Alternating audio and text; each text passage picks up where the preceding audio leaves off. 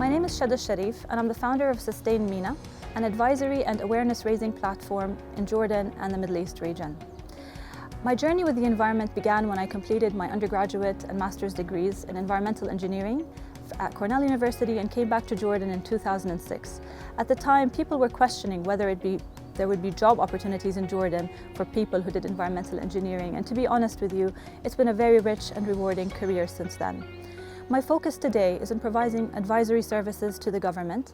One such project I'm currently doing is looking at green recovery and what an economic recovery post-COVID could look like for a country like Jordan, whilst also taking into account the green potential, such as building on the work that the National Green Growth Plan and the climate change policy that the government of Jordan has already issued.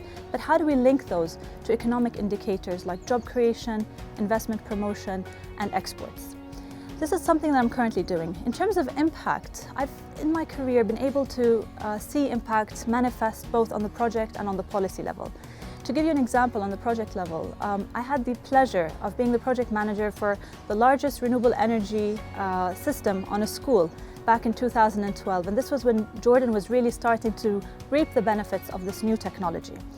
And in terms of impact on the policy level, today we are seeing Jordan's reform agenda starting to mainstream climate change and environment within its key reform priorities that touch not only the environmental sector, but also go into investment promotion and procurement and other aspects that are key to Jordan's diversification, fiscal development, and economic growth. In terms of what can I do and where do I see myself fitting in? In my role as founder of SustainMENA, moving forward, I think we need to continue to press on the policy engagement, but also continue to work on the project level. I think the impact has to continue to be top-down and bottom-up, working with a diverse group of partners in the public, private, and civil society, as well as with the rich array of international organizations that are active in Jordan. Now, many people ask me, what can we do? And I think that every person or every entity within their sphere of influence can do a great deal.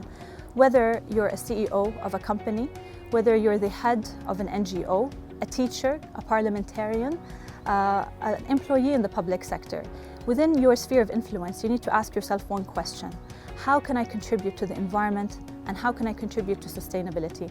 And almost always, each one of us will find a way in which they could directly or indirectly support this agenda. And so in closing and on Earth Day, I urge everyone to recognize that we live in a strategic moment in our history where we may all feel that we're at the lowest point, where COVID has brought us all down economically. Many people have lost their jobs. But we have a call, and the UN has issued a call to build back better. And so I ask and I call on everyone watching this today to heed that call and see what each one of us can do to build back better from their own place of influence.